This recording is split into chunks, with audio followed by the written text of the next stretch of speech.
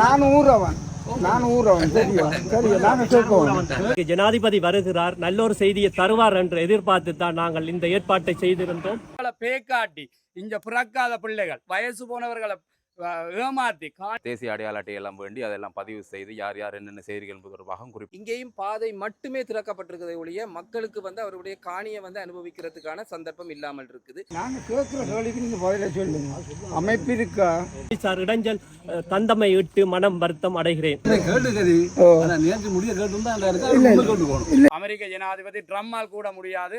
இவ்வளவு ஒரு பாதுகாப்பு மத்தியில் இது எங்கட மூதாதையர் கஷ்டப்பட்டு வியர்வை சிந்தி உழைச்சு வாங்கின காணி. தினம் வந்த உடனே ஒரு ஆள் அங்கால சிலையை வச்சிருப்பார், ஒருவர் வந்த இந்த வீடு திறந்தது இப்படி நன்மை மக்களுக்கு ஏற்பட்டிருக்கோ அதே மாதிரி இந்த காணியிடம் இந்த பாதையை பூட்டினா நாங்க மக்கள் எதிர்த்து போராடுவோம்.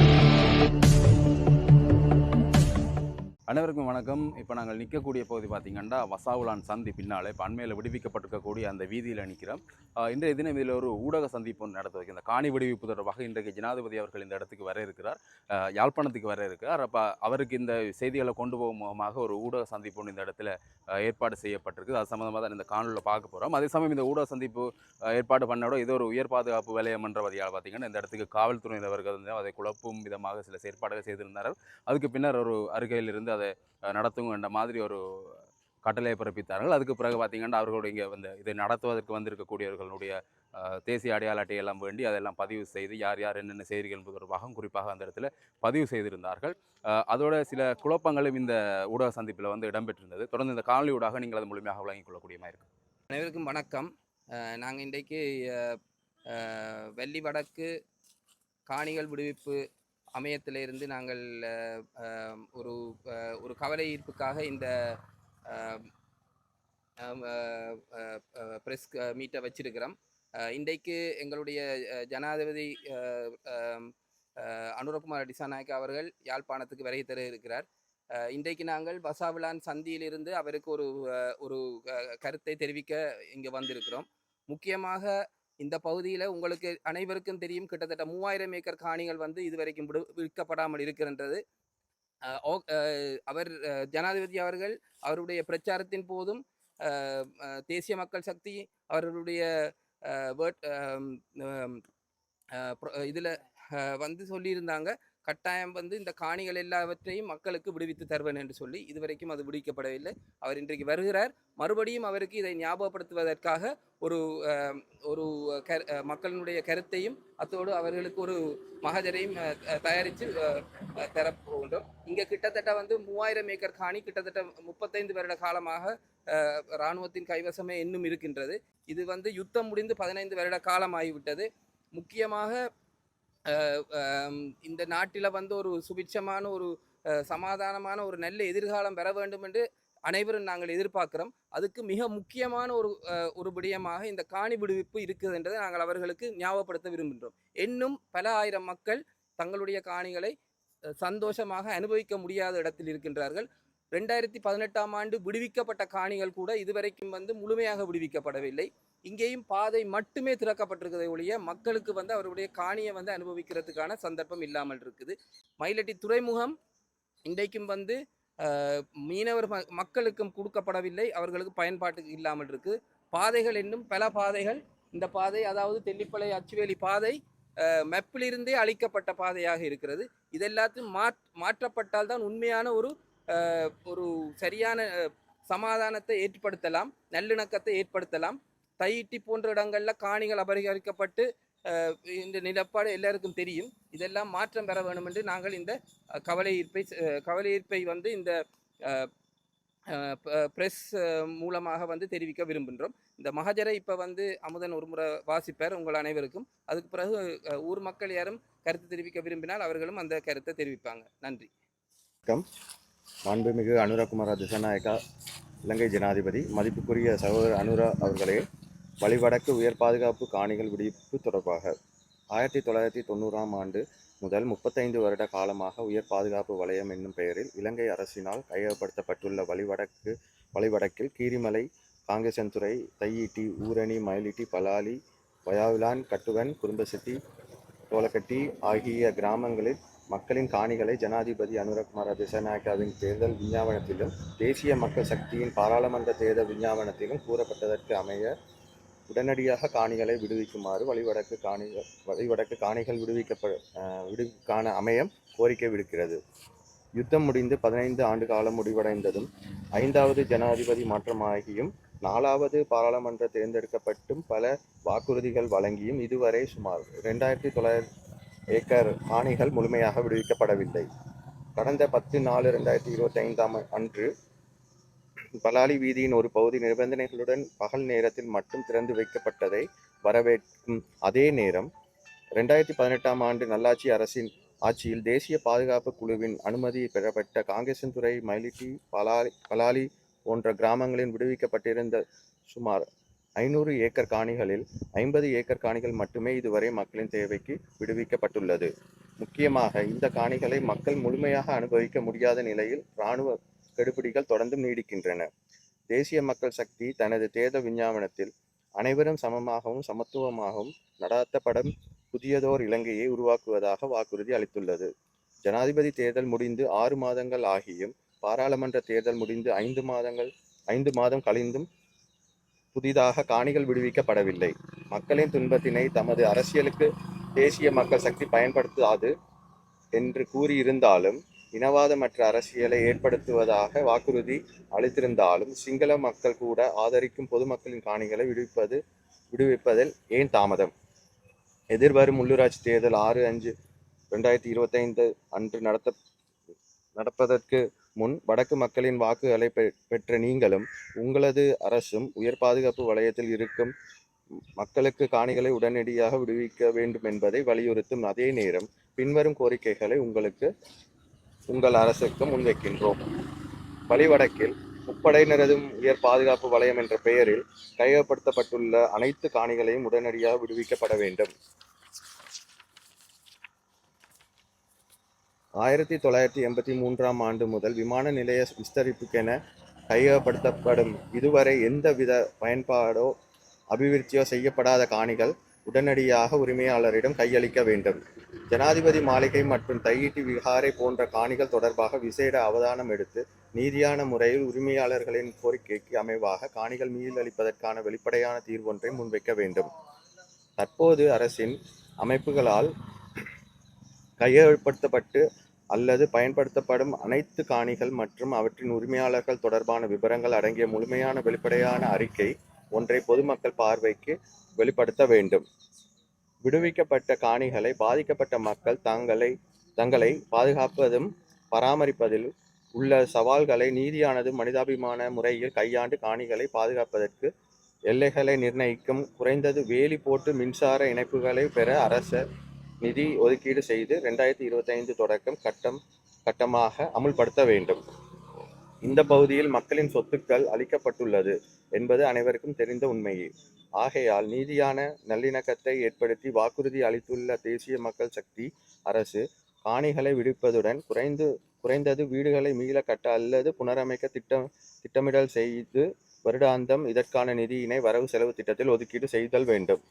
இந்திய மீன்பிடி படகுகள் காரணமாக எமது மீன்பிடியினருக்கு ஏற்படும் பாதிப்பு பற்றி அனைவரும் அறிவார்கள். அதே நேரம் 1981 ஆண்டு வடக்கு மக்களுக்காக கட்டப்பட்டு 2017 ஆண்டு புனரமைக்கப்பட்ட மயிலிட்டி மீன்பிடி துறைமுகம் மயிலிட்டி உட்பட வடபகுதி மீனவர்களின் தேவைகளுக்கு பயன்படுத்த உடனடி நடவடிக்கை எடுத்தல் வேண்டும். கையகப்படுத்தப்பட்ட இந்திய இழுவ படகுகள் மற்றும் தென்பகுதியில் இருந்து வரும் பெரிய மீன்பிடி படகுகள் குறைக்கப்பட்டு உள்ளூர் மீனவர்களின் தேவைகளை பூர்த்தி செய்யப்பட வேண்டும். மயிலிட்டி துறைமுகம் மயிலிட்டி மீனவர் சங்கத்தின் பராமரிப்பிற்கு வழங்கப்பட வேண்டும். மீன்பிடி துறைமுகங்கள் நாடெங்கும் மீனவர் சங்கங்களின் முகாமையிலேயே உள்ளன. இருந்தபோதும் மயிலிட்டி துறைமுகம் இலங்கை துறைமுக கூட்டுத்தாபனத்தின் பொறுப்பிலும் கடற்படையின் கட்டுப்பாட்டிலேயே இதுவரை உள்ளது. மயிலிட்டி துறைமுகத்தின் நிர்வாகம் உடனடியாக மீனவர் அமைப்புகளிடம் கையளிக்கப்பட வேண்டும். காங்கேசன்துறை கீரிமலை வீதி மற்றும் கட்டுவன் வசாவிலான் வீதி உட்பட மூடப்பட்டுள்ள அனைத்து வீதிகளும் உடன் திறப்பதுடன் அந்த வீதிகள் ஊடாக பொதுமக்கள் பிரயாணம் செய்வதற்கான இலங்கை போக்குவரத்து சபை மற்றும் தனியார் பஸ் போக்குவரத்து ஏற்பாடுகள் செய்யப்பட வேண்டும். நல்லிணக்க அடிப்படையில் தமது கட்டுப்பாட்டில் இருந்த காலத்தில் அழித்து சேதமாக்கப்பட்ட அனைத்து மத ஆலயங்கள் மற்றும் கோவில்களை விடுவித்து அரச செலவில் மீள் புனரமைப்பு செய்வதை அரசு உடனடியாக ஆரம்பிக்க வேண்டும். எனவே ஜனாதிபதி மற்றும் பிரதமர் மட்டுமல்லாமல் தேசிய மக்கள் சக்தியின் 3 தேர்ந்தெடுக்கப்பட்ட பாராளுமன்ற உறுப்பினர்களுடன் தற்போது உள்ளூராட்சி மன்றங்களின் தமிழ் மக்களுக்கு தேசிய மக்கள் சக்தி அரசு நீதியையும் அபிவிருத்தியையும் ஏற்படுத்தும் என்று நம்பி களமிறங்கியுள்ள வேட்பாளர்கள் அனைவரிடத்திலும் நாம் இந்த கோரிக்கையை முன்வைக்கின்றோம். இந்த கோரிக்கைகளில் தேர்தலின் முன் இலகுவாக நிறைவேற்றக்கூடிய விடயமான மக்களின் அனைத்து காணிகளையும் உடன் விடுவிக்க கோரி அவர்களுக்கு தமது கட்சியுடனும் அரசிடமும் அமைச்சர்களிடமும் ஜனாதிபதி அவர்களிடமும் பகிரங்க கோரிக்கை விடுவிக்கும்படியும் அத்துடன் இவ்விடயத்தில் தீர்வினை நடைமுறைப்படுத்துவதற்கு உரிமையாளர்களின் பிரதிநிதிகளை உள்ளடக்கிய பொறிமுறை ஒன்றை ஏற்படுத்தி வெளிப்படையான பேச்சுவார்த்தை மூலம் காணி விடுவிப்பை உறுதிப்படுத்துமாறு கேட்டுக்கொள்கின்றோம். இப்படிக்கு இணைப்பாளர் வழிவடக்கு காணிகள் விடுவிப்புக்கான அமையம். வழிவடக்கு அமைப்பு என்று சொல்லி உங்களுக்கு அமைப்பு இருக்குது.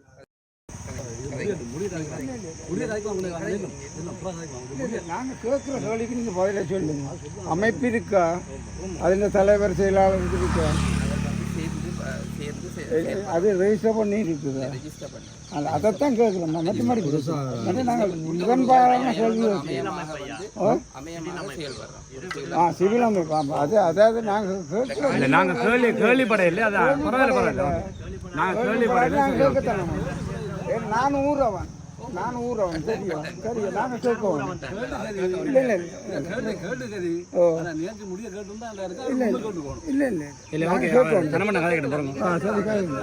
ஓகே, நீங்கள் சொல்லுங்க.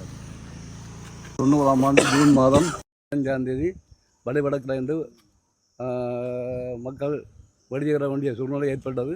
அதன் காரணமாக வசாவிளான், பலாரி, மயிரட்டி, குறும்பசிட்டு காட்டுவான், தெட்டிப்பள போன்ற இடங்கள் கூடுதலாக மக்கள் வெளியேறுகின்றனர். ஆனால் படிப்படியாக மல்லகத்திலிருந்து மாவட்டம் மயிரட்டி வரைக்கும் ஓரளவுக்கு விடுக்கப்பட்டு வந்திருக்கு. பலாடி கிராமத்தை பொறுத்தளவுக்கு ஒரு பகுதி முழுமையாகவும் ஒரு பகுதி முழுமையாகவும் விடப்படவில்லை. ஒரு பகுதி விட்ட பகுதியில் ஒரு அரைவாசி பகுதிதான் விடப்பட்டிருக்கு. ஆனபடியால் அங்கத்திய மக்கள் இன்றைக்கும் வெளியில் இருந்து 35 வருஷமாக வெவ்வேறு கிராமங்களில் வெவ்வேறு உறவினர்களிட முகாமில் அப்படி வந்து வசித்து வருகிறார்கள். அப்படிப்பட்ட நிலையில் மக்கள் படுற கஷ்டங்களுக்காக நாங்கள் இந்த காணி விடுப்பு சம்பந்தமாக சகல அதிகார மட்டங்களும் காய்ச்சிருக்கோம். மேலும் உதவி அரசாங்க அதிபர், மாவட்ட அரசாங்க அதிபர், ஆண்டவர் போன்ற அதிகாரிகளுடனும் அமைச்சர்களுடன் இதை பற்றி பேசி கொண்டிருக்கின்றோம். இந்த காணி சிந்தமாக எங்களுக்கு இந்த வீதியை விட்டிருக்கிறார்கள். அதை நாங்கள் வரவேற்கிறோம். வீதி விட்டது எங்களுக்கு வரக்கூடிய விஷயம், அதை வரவேற்கிறோம். ஆனால் வீதி விடுறதோட காணாமல் வீதியும் சில கட்டுப்பாடுகள் இருக்குது, அதிலும் ஒரு குறைபாடுகள் இருக்குது. இருந்தாலும் அந்த குறைபாடுகளை நீக்க சொல்லியும் நாங்கள் அரசாங்கத்திடம் ஒரு கோரிக்கை வைக்கிறோம்.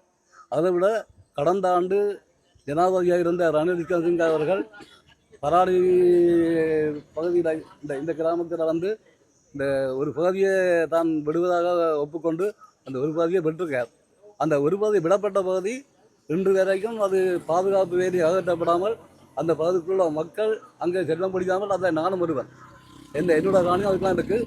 ஆனால் நாங்கள் காணிக்கு போயிருக்கிறோம், இராணுவத்திட அனுமதி பெற்று காணிக்கு போய் வரோம்.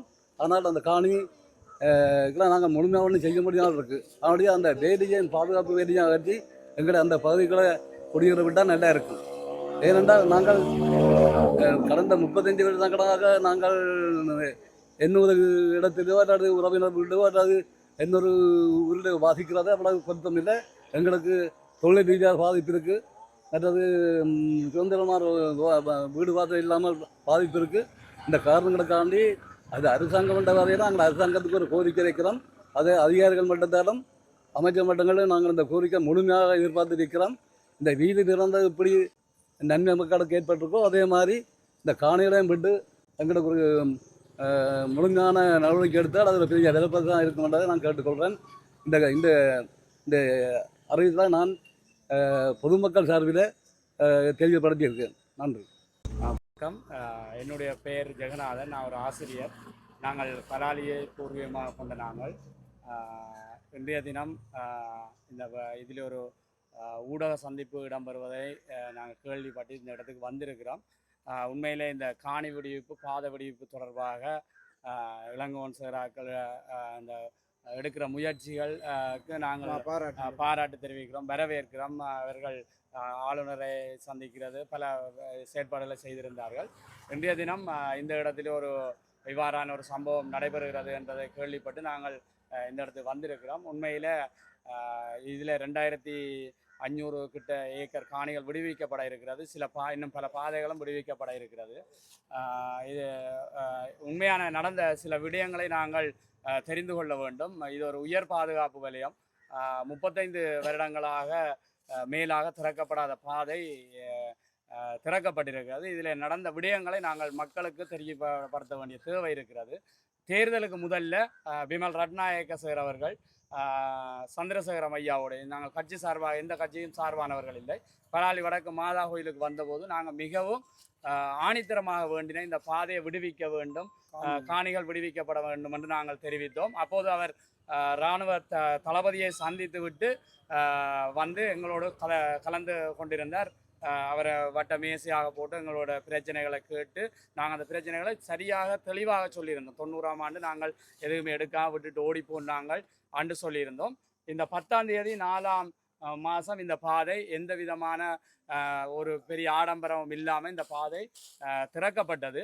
அந்த பாதை திறக்கிறதுக்கு முதல்ல மீண்டும் பிமல் ரட்நாயக்க சார் அவர்களும் பாதுகாப்பு செயலாளர் விமானப்படையினுடைய அதிகாரியும் பலாலி இராணுவ தளபதியோடு கதைத்து அந்த பாதுகாப்புக்கு தொடர்பானவர்களோடு கதைத்து இந்த பாதையை விடுவிக்கிறதால பாதுகாப்பு பிரச்சனை எதுவும் இருக்காண்டு இராணுவத்தினுடைய பாதுகாப்பு பொறுப்பானவர்களிடம் கேட்டபோது பரவாயில்லை, இப்பொழுது பகல் வேளையிலே அதை செல்றதுக்கு இராணுவம் உண்மையில் அந்த இராணுவ தளபதி முன் வந்து அதை சொல்லியிருந்தார். ஒரு மகஜர் கொடுக்கறதுக்கு கோயிலுக்கு பெர்மிஷன் எடுக்க இந்த சிவன் கோயிலுக்கு போன ஒரு ஆளுக்கு சொல்லியிருக்கிறார், நீர் நாளைக்கு உங்களோட வீட்டை அந்த பாதையால் நீர் போகலாமன்று.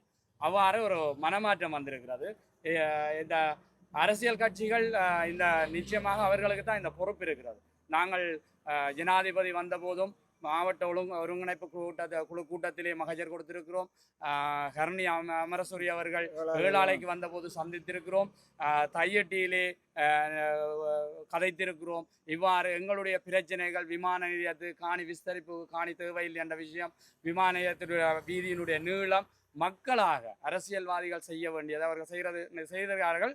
இதில் நிறைய விடயங்கள் இருக்கிற நாங்கள் யாரோட முரண்பட இங்கு வரவில்லை. மக்கள் மிக தெளிவாக தெளிவுபடுத்தி இருந்தோம். அந்த விளைவாக முதல் இந்த வசாவலான் பாடசாலையிலிருந்து இந்த வீதி விடுவிக்கப்பட்டது தேர்தலுக்கு முன்பு. அதே போல 10ஆம் தேதி 4ஆம் மாதம் இந்த பாதை உண்மையில் நான் நினைக்கிறேன் அமெரிக்க ஜனாதிபதி ட்ரம்மால் கூட முடியாது. இவ்வளவு ஒரு பாதுகாப்பு மத்தியில் எந்தவித முகாங்களும் அகற்றாமல் இந்த பாதை இப்போது சாத்தியமில்லை. அவர்கள் இந்த வழிவடக்கிலே காணி விடுவிக்கப்பட்டிருக்கிறது 243 ஏக்கர். ஆனால் இதுவரைக்கும் எந்த அரசியல்வாதிகளும் பாராளுமன்றத்தில் அதை கதைச்சு அதை விடுவிக்கிறதுக்கு அவர்கள் கதைக்கவில்லை. நாங்கள் இவர்களை குறை சொல்லவில்லை.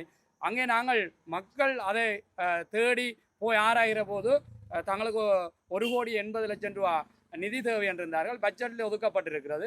ஆகவே நாங்கள் கேட்டோம் 80 லட்சம் ரூபாய் இப்போ கொடுக்கப்பட்டிருக்கென்று சொல்லப்பட்டிருக்கிறது. இன்னும் அவர்கள் எடுக்கவில்லை. அதை நாங்கள் இராணுவத்தோடும் ஏனையவர்களோடும் கதைக்கிற போது அவர் சொல்கிறார், அந்த அதில் இருக்கிற 2-3 இராணுவமாவையும் எடுத்து வீதிக்கு இங்கால கொண்டு வராக்க எங்களுக்கு கட்டிடம் இல்லை, இதை இப்போ கட்ட முடியாமல் இருக்குது, இது நாங்கள் வெளி மாவட்டங்களுக்கு ஆற்றணும். சில விஷயங்களை நாங்களும் விளங்கிக் கொள்ள வேண்டும். இல்லை நாங்கள் இராணுவத்துக்கு சார்பாகவும் கதைக்கவில்லை. நடைமுறை சாத்தியம் அதை எடுக்கிறதுக்கு அவர்களுக்கு காசு 80 லட்சம் ஒதுக்கப்பட்டிருக்கு. அதை எடுத்து திருப்பியும் இந்த பலாலி நடுவுக்குள்ளாலே அந்த பாதையை அந்த வேலியை போட்டால் திருப்பியும் அதை பிடுங்க வேண்டும். ஆகவே அதில் இவியல் அதை கொண்டு வரதுக்கு தங்களுக்கு கால அவகாசம் உண்மையில் 2028ஆம் ஆண்டு வரைக்கும் இராணுவம் கால அவகாசம் கேட்டு காணி விடுவிக்கப்பட வேண்டும், வீதிகள் விடுவிக்கப்பட வேண்டும். ஆனால் நீங்கள் இதிலே செய்கிற இந்த விஷயங்களை நாங்கள் திருப்பவும் சொல்கிறோம், இதை நீங்க அரசியல் வியாபாரம் ஆக்க வேண்டாம். இல்லை நாங்கள் எங்களை பிடிக்குது, நாங்கள் வரவேற்கிறோம். ஆனால் நாங்கள் திருப்பவும் சொல்கிறோம், இதை வச்சு அரசியல் மக்கள் இவியல் ரைட் ஓகே, நீங்கள் ஒரு ஊடகவியலாளராக நீங்கள் கேட்குறதுக்கு நாங்கள் பார்த்து சொல்கிறோம். இதே எங்களுடைய தமிழ் அரசியல்வாதிகள் டேவிட் கேமரோன் வந்த பொழுது நீங்கள் வீடியோ எடுத்திருந்த நீங்கள் 3000க்கும் மேற்பட்ட மக்கள் மாவட்டம் கந்தசாமி கோயிலுக்கு வந்திருந்த போது அரசாங்கத்தின் அஜெண்டாக்கு ஏற்ப அத்தனை தமிழ் அரசியல் கட்சிகளும் செயற்பட்டு கொண்டு இதோ கேமரோன் வாராரண்டு சபாபதி பிள்ளை முகாம்தான் வெளிவடக்கண்டு காட்டி அவரை அனுப்பிவிட்டு இதோ வாராரண்டு கண்ணீர் விட்ட அரசியல்வாதிகளை நாங்கள் பார்த்துருக்கிறோம். இந்த காணிகள் விடுவிக்கிறது எப்போ விடுவிச்சிருக்கலாம். இவர்கள் காலத்தை பிழைக்க விட்ட, அதாவது மைத்ரி சிறிசேன அவருடைய காலத்தில் இதில் நிறைய ஏக்கர் காணி விடப்பட்டது. நாங்கள் அங்கே ராமநாதன்கிட்ட கேட்டோம். அவர் சொன்னா நீங்கள் விஜயாலாவோட நிற்கிறீங்களாண்டார். அப்படி நாங்கள் அப்போ சொல்கிறோம், இது ஒரு நல்ல சந்தர்ப்பம், கடைசி நேரம் நாங்கள் அழுதோம், போய் கேட்டோம். ஆனால் நீங்கள் விடுவிக்கல. இப்போ திருப்பவும் நாங்கள் இப்பவும் கேட்டுக்கொண்டு இருக்கிறோம், இது ஒரு நல்ல காலம். ஆகவே நீங்கள் அரசியல் செய்து இந்த பாதைகளை குழப்பாதீங்க.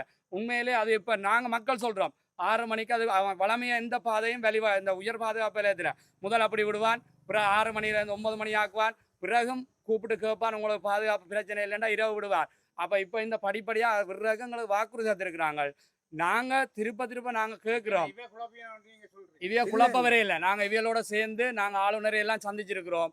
நாங்கள் சொல்கிறோம், இந்த இடத்துல இராணுவத்தை சீண்டியோ, நாங்கள் நேரடியாக சொல்கிறோம், நாங்கள் இராணுவம் சார்பா இல்லை அரசியல், நீங்கள் வந்து சீண்டி அரசியல் செய்ய வேண்டாம். இதை நீங்கள் ப்ரெஸ் கிளப்பில் வச்சிருக்கலாம், இல்லை ஜனாதிபதி வாரார் அங்கே வச்சிருக்கலாம். ஆனால் இங்கே வந்து நீங்கள் இந்த பாதையை பூட்டினா நாங்கள் மக்கள் எதிர்த்து போராடுவோம். அது யாராக இருந்தாலும் போராடுவோம். ஏனெண்டா எங்களுக்கு இந்த வழிகள் தெரியும். எங்களை நீங்கள் இதுவரைக்கு இந்த அரசியல்வாதிகள் சரியாக செயற்பட்டிருந்தா இந்த பாதை எங்களுக்கு வடிவா தெரியும். இந்த விமான நிலையம் பாதை மாற்றி இருக்கிறீர்கள், மக்களுடைய காணிக்குள்ள கொண்டு போய் நீங்க டாக்ஸிவே போட்டிருக்கிறீங்க.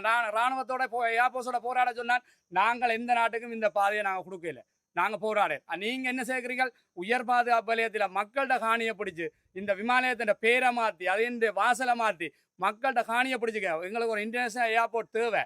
நாட்டு சுற்றி இருக்கிற இந்த சிவத்த மண் விவசாயம் செய்கிற மண்ணுக்குள்ள வந்து வசாவிலான் வரைக்கும் கொண்டு போய் ஏர்போர்ட் போட்டு எல்லாம் செய்யலாம். இதுக்கு இடங்கள் இருக்கு, விளங்குதா? இப்போ நீங்க ஒவ்வொரு இந்தியாவினுடைய ஒவ்வொரு கம்பெனிக்கு காணியை சுவீகரிக்கிறாங்க நிற்கிறீங்க. மக்களை பேக்காட்டி இங்க பிறக்காத பிள்ளைகள் வயசு போனவர்களை ஏமாத்தி காணியை சுவீகரிக்கிறாக்கு இங்க இருக்கிற பொறுப்பு வாய்ந்த அதிகாரிகள் எல்லாரும் செயற்பட்டு கொண்டிருக்கணும்ன்றதை நாங்கள் தெளிவாக விளங்கி இருக்கிறோம். அதுக்கு நாங்கள் எப்போதும் விட மாட்டோம். இதுல பிரச்சனை இல்லை, எங்களுக்கு இதை விடாட்டாலும் பரவாயில்லை.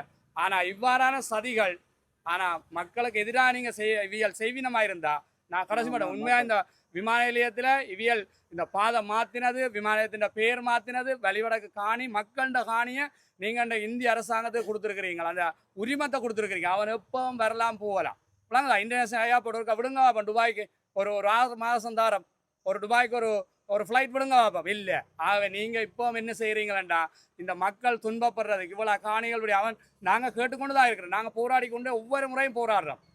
எவ்வளவு எங்களுக்கு அச்சுறுத்தல் இருக்கு. நான் ஒரு அரசாங்க உத்தியோகத்தை வழக்கு இருக்கக்கூடாது, கேஸ் இருக்கக்கூடாது, இருந்தாலும் நாங்கள் எங்களோட உரிமை அண்டுட்டு போய் போராடி கொண்டு இருக்கிறோம். ஆனால் தயவு செய்து இந்த ஊடகங்களை கேட்டுக்கொள்கிறோம், நீங்கள் அந்த பிரச்சனைகளை வடிவாக தெரியப்படுத்துங்கோ, ஜனாதிபதிக்கு தெரியப்படுத்துங்கோ. அரசியல்வாதிகள் தங்களுடைய பிள்ளைகளை அமெரிக்காவிலும் லண்டனிலும் படிக்க வைக்கிறதும், கொழும்பில் தாங்கள் சொகுசாக வாழ்ந்து கொண்டு இது ஒரு பிழைப்பாக வச்சுக்கொண்டு இப்போ பேசாமல் இருப்பினோம். இனி மாவீர தினம் வந்த உடனே மாவீரர் பிள்ளைகள் அணிவினம், திலீவென்ற தினம் வந்த உடனே ஒரு ஆள் அங்கால சிலையை வச்சிருப்பார், ஒருவர் வந்தார். இந்த அரசியல் செய்யாங்க. விளங்குதா? இந்த மண்ணுக்காக இறந்தது எல்லாம் ஏழை மக்கள். விளங்குதா? அப்போ அந்த ஏழை மக்கள் இப்போ என்ன செய்யணும், அவர் நல்ல ஆட்சி வந்திருக்கு. இப்போ நீங்கள் ஏழுமெண்டா ஒரு சட்ட ரீதியாக இந்த அரசியல் கட்சிகள் ஒரு முடிவெடுக்கணும் பார்ப்போம். கோப்பாவில் இருக்கிற துயிலுமில்லத்தை விடட்டும், இல்லை ஒரு எதுவும் இல்லை. ஆனால் திருப்பி நீங்கள் எப்போ வருவீங்க, மாவீர தினம் வரைக்குள்ள உங்களோட அரசியல் நாங்கள் தயவு செய்து கேட்டுக்கொள்கிறோம். இந்த வழிவடக்க வச்சு இனி யாரும் அரசியல் செய்ய நாங்கள் விட மாட்டோம். இதில் காலங்காலமாக நீங்கள் இந்த வழிவடக்க வச்சு தான் பல பாராளுமன்றத்துக்கு எம்பிகள் வந்தவை. நாங்கள் இனி மக்கள் சார்பா நாங்கள் பரவாயில்லை, இந்த காணி விடாட்டாலும் பரவாயில்ல, வீதி விடாட்டாலும் பரவாயில்லை. ஆனால் இதில் வந்து இந்த ஒவ்வொரு போயாக்கும் போடுறாடுற மாதிரி இங்கே விட மாட்டோம். அதை நாங்கள் தெளிவாக நாங்கள் இவங்களோட அரசியல் கட்சியோட நாங்கள் எந்த குழுவலுக்கும் வரையில்லை. நீங்கள் தீர்வுகளை விரைந்து ஒரு அறிவார்ந்த ரீதியில் எடுக்க பாருங்க. நாங்கள் இன்றைக்கும் இவர் நீங்கள் சொல்லுங்க மகஜர். நாங்கள் என்ற பேர் குணசேகரம். நாங்கள் இப்போது எங்களோட பாதை விடுவிப்பு சம்பந்தமாக ஒரு மகஜர் ஒன்று தயாரிச்சிருக்கிறோம். முதல் கண் கௌரவ ஜனாதிபதிக்கும் கௌரவ பிரதமருக்கும் மற்றது கௌரவ அமைச்சர் எல்லாருக்கும் தேங்க்ஸ் பண்ணி ஒரு கடிதம் ஒன்று அனுப்பி எங்களோட காணிகளையும் விரைவில் விடுவிக்கப்பட வேணும் என்று கேட்டும் இந்த பாதையை நிரந்தரமாக மக்கள் பாவனைக்கு பகல் இரவாக பாவிக்கக்கூடியதுக்கான இன்றைக்கு ஒரு மகஜர் தயாரிக்க. நாங்கள் இந்த கட்சி சார்ந்தவர்கள் அல்ல. நாங்கள் கேட்டது இப்போ நீங்கள் கேட்ட கேள்விக்கு, அவர் மீடியாக்காரன் கேட்ட கேள்விக்கு பதில் சொல்கிறேன். நாங்கள் என்னென்னு கேட்டால் இதில் எழுதியிருக்கு வலிகாமம் வடக்கு மீள் குடியேற்ற அமைப்பு. எங்களுக்கு இந்த அமைப்பு இன்றைக்கு நாங்கள் இதில் பார்த்து தான் நாங்கள் இங்கே வந்தோம். எங்களுக்கு தனிப்பட்ட அழைப்போ அல்லாட்டி நாங்கள் வழியில் இருக்கிற எங்களை இந்த அமைப்பில் சேர்த்ததோ இல்லை. சரியோ? நாங்கள் இன்றைக்கு எங்கென்ற காணி எங்களோட வீடு எங்களோட இடத்துல போய் நாங்கள் குடியம்பெற போகணும். எனக்கு இன்றைக்கு 71 வயசு. நான் 71 வயசில் என்ன எந்த காணியை எந்த பிள்ளைகளுக்கு இந்த பாதை திறந்த வழியைத்தான் இதுதான் என்ற காணி, இதுதான் என்ற காணி, இதுதான் கோயில். மற்ற கோயிலுக்கு போகிற பாதையெல்லாம் இப்போவும் பிளாக் பண்ணிக்கிறோம். அது சம்பந்தமாகவும் இந்த மகாஜரில் போகுது. நாங்கள் சுதந்திரமாக கோயிலை போய் நாங்கள் தரிசிக்க வேணும்.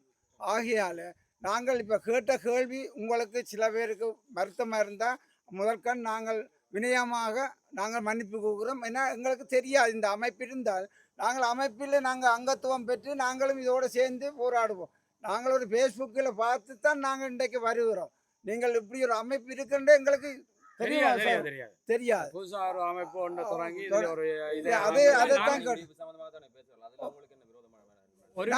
நான் சொல்ல இல்லையா, நாங்க விரோதமாக பார்க்கல. ஆனா இதே ஒரு அரசியல் ஆக்க வேண்டாம் நாங்க கேட்கிறோம். இது நாங்கள் மக்கள் சார்பா இப்ப நாங்க பாக்குற விஷயம். இதுல வந்திருக்கிறவர்கள் முன்னாள் அரசியல்ல ஈடுபட்டவர்களும் அரசியல் கட்சி சார்ந்தவர்களும். ஆகவே இது வேற ஒரு பொது அமைப்பா வந்திருந்தா நாங்கள் அப்படி கழிச்சிருக்க மாட்டோம். நாங்கள் எந்த ஜனாதிபதி வந்தாலோ அவர்களுக்குரிய கௌரவம் நன்றியை நாங்கள் எங்களுக்கு நல்லது செய்தவருக்கு சொல்ல வேண்டியது. நாங்கள் ஒவ்வொரு ஜனாதிபதி வருகிற பொழுதும் அவர்களுடைய இணைப்பாளர்கள் செயலாளர்களோட தொடர்பு. நான் நினைக்கிறேன், நான் அங்கேன் ராமநாதன் இருந்தபோது ரஜீப் பண்டூர் வசாவலான் அந்த தம்பியோரால் இணைப்பாளர் அந்த அவரோட நாங்கள் தொடர்பு ஏற்படுத்தி இந்த பலாலி உயர் பாதுகாப்பு வலயத்தில் அனுமதி இல்லாமல் அவங்கள்ட துணிச்சலோட நாங்கள் போனாங்க. இப்படி நாங்கள் எந்த கட்சியும் இல்லை. நாங்கள் எப்போ எந்த ஆட்சி வருகுதோ அதில் யாரை பிடிச்சி இந்த எங்கட விஷயங்களை அதான் செய்வோம். அப்போ நாங்கள் இதுக்கு இவ சொல்ற மாதிரி நாங்கள் எந்த அரசியல் கட்சி சார்பானவர்களும் இல்லை. நன்றி. வணக்கம். ஓகே.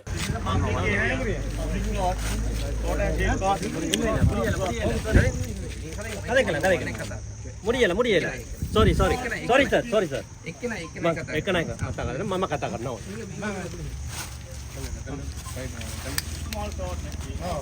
அனைவருக்கும் வணக்கம். நான் சுகுமாரி சாருஜன் தையிட்டிலிருந்து வாரேன். என்னென்னு சொன்னால் இன்றைக்கு ஜனாதிபதி அனுரா யாழ்ப்பாணத்துக்கு வாரார். அவர் ஒரு நாட்டின் ஜனாதிபதி, ஒரு உயர் இதில் இருக்கிறார். அதுக்குரிய மரியாதையெல்லாம் அந்த பதவிக்குரிய மரியாதை இருக்குது. ஆனால் வாக்களித்த மக்கள் என்ற ரீதியில் எங்களுக்கு அவர்கிட்ட சில எங்களுக்கான உரிமைகளை தட்டி கேட்கறதுக்கும் எங்களுக்கு உரிமை இருக்குது. நாங்கள் இப்போ ஜனாதிபதி வாராருன்றதுக்காண்டி நாங்கள் வாய்மூடி மௌனிகளாக இருக்கலாம். ஏன்னா நாங்கள் இழந்தவர்கள். எங்களோட காணி தையீட்டில் திசவிகார நாங்கள் 4 வருஷமாக போராடி கொண்டு வாரோம். சகல ஆவணங்களும் கையளிக்கப்பட்டிருந்தும் எந்த ஒரு நடவடிக்கையுமே எடுக்கப்படாத நிலையில் இன்று வரையும் இழுத்தடிக்கப்பட்டிருக்கிறது. அதில் பாராளுமன்ற உறுப்பினர் ஒருவர் சொல்லியிருந்தார், ஆளுங்கட்சி உறுப்பினர், தையிட்டி விகாரை தாங்க கட்டேலேண்டு. நாங்களும் சொல்லலை நீங்கள் தான் கட்டினீங்களேண்டு. ஆனால் உங்களோட காலத்தில் இன்னொரு புது கட்டிடம் ஒன்று திறக்கப்பட்டிருக்கு.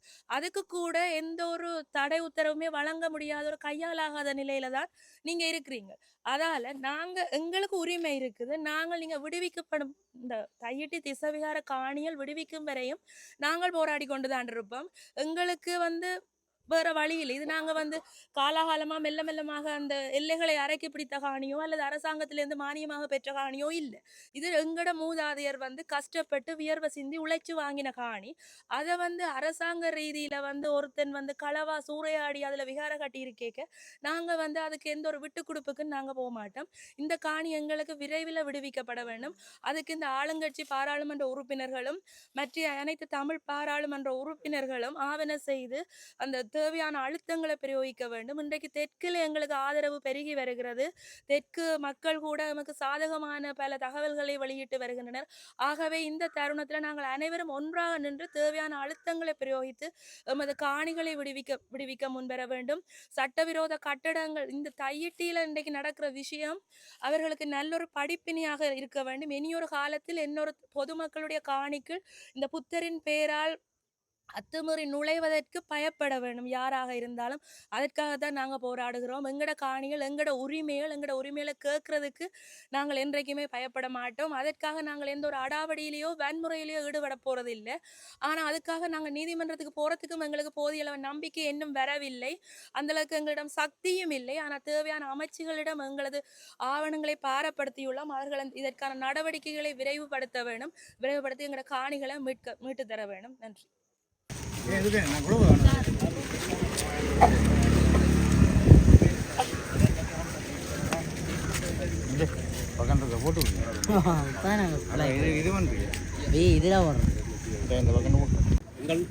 இப்போ ஜனாதிபதி இன்று யாழ்ப்பாணம் வருகை தர இருக்கிறார்.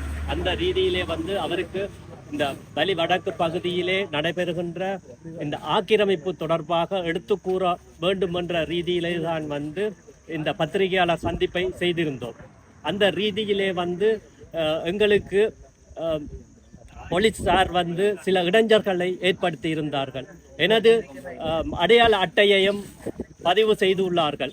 இதுவரை யாருமே எந்த பகுதியிலே, நான் வடக்கு கிழக்கு பகுதியிலே எல்லா பகுதிகளிலேயும் இந்த சமூக செயல்பாட்டிலே ஈடுபட்டிருக்கிறேன். ஆனால் எந்த வித இடைஞ்சலும் போலீஸ்காரர் கொடுக்கவில்லை. ஆனால் இன்றைய தினம் இந்த இடைஞ்சலை ஏற்படுத்தியதற்கு நான் மிகவும் மன வருத்தம் அடைகிறேன்.